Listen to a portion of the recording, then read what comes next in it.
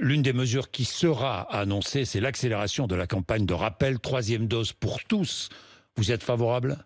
Il faut une 3e dose pour tous. Bien sûr, il va falloir se vacciner de nouveau, bien évidemment. Mais je veux dire une chose, Jean-Jacques Bourdin. Non, mais attendez. Vous dites oui, 3e dose immédiatement pour tous. Oui, je suis favorable à la vaccination, pas par la contrainte en revanche. Je ne suis pas d'accord avec le fait, par exemple, que cette 3e dose conditionne votre passe sanitaire. Nous sommes, avec Jean-Luc Mélenchon, sur la ligne qui, depuis le début, est celle de l'Organisation mondiale de la santé. C'est-à-dire convaincre plutôt que contraindre. Mais comment arriverez-vous à convaincre ceux ou celles qui ne veulent pas se faire vacciner ? Mais comment faites-vous ? Vous arrivez, dans vos discussions avec un non-vacciné, à le convaincre ? Vous y arrivez ? Jean-Jacques Bourdin, le doute est permis. Oui. Le doute est d'autant plus permis pour ces gens. Écoutez-moi, Jean-Jacques Bourdin, le doute est d'autant plus permis, doit être respecté. On a M. Véran qui, dans l'hémicycle, nous a dit « vacciné, il n'y a plus de Covid ». Aujourd'hui, Jean-Jacques Bourdin, bien sûr, il faut le répéter, je le répète à votre antenne, le vaccin limite les risques de contamination, on le sait. Le vaccin limite les risques de formes graves, on le sait. C'est ça. Mais le vaccin... Et surtout, le vaccin limite l'engorgement des hôpitaux. On est bien d'accord. Adrien Quatennens. Parce que allez dire au personnel hospitalier que d'accord, il faut pas contraindre la vaccination. Allez leur dire. Jean-Jacques Bourdin. Allez dire aux malades qui sont refusés parce qu'il y a trop de malades Covid moi, vous savez, dans les hôpitaux. J'ai des contacts dans les hôpitaux aussi et des gens qui me disent que même des personnes qui sont doublement vaccinées arrivent sous assistance respiratoire. Oui, il y en a. Mais attendez, mais ils sont tellement moins nombreux. Passons à autre chose si vous le voulez bien. Je vous ai dit, le vaccin permet de limiter les formes graves. Moi, je suis vacciné, je me vaccinerai et j'appelle et je cherche à convaincre celles et ceux qui doutent de la nécessité de se vacciner. En revanche, je ne suis pas d'accord avec la contrainte.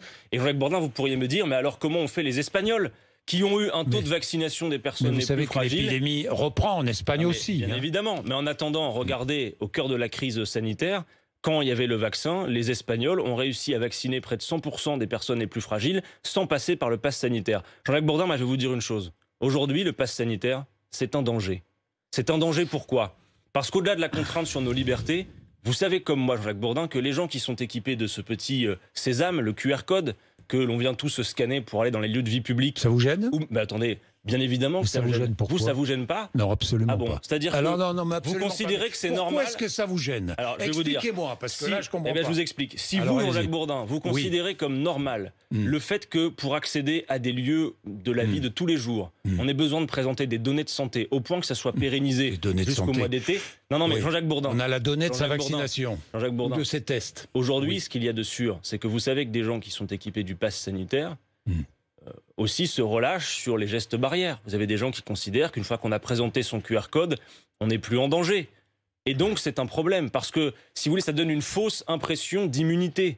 Donc, il faut abroger le pass sanitaire. Par ailleurs, si vous voulez quelques bons arguments contre le pass sanitaire, reprenez s'il vous plaît les discours de M. Macron lui-même ou de M. Véran avant ce fameux 12 juillet. Ils étaient opposés au pass sanitaire. Vous vous en rappelez ? Ils nous ont dit il n'y aura pas de pass sanitaire ou alors il sera très temporaire. Aujourd'hui, c'est pérennisé avec possibilité de l'utiliser jusqu'au... Donc pas de pass sanitaire. Non, pas de pass sanitaire. Le pass sanitaire. La vaccination. Et il faut convaincre en discutant bien évidemment, des bienfaits de la vaccination. Et c'est le rôle des médecins. Et aussi, Jean-Jacques Bourdin, il faut rétablir rapidement les tests gratuits.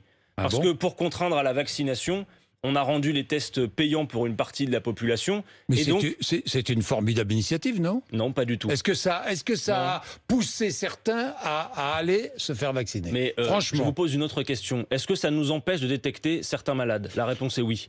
Et quand l'Organisation mondiale de la santé, Jean-Jacques Bourdin, dit il faut tester, ils savent pourquoi. Et regardez, des épidémiologistes désormais le disent aussi, il faut un retour aux tests gratuits. Et si on nous dit par ailleurs de remettre en circulation le masque, y compris à l'extérieur, je redis que normalement, le masque devrait être gratuit. Car Jean-Jacques Bourdin, quand vous êtes une famille avec plusieurs enfants, que vous respectez le fait que le masque doit être renouvelé toutes les 3 à 4 heures, c'est un budget pour une famille. Donc il devrait être gratuit.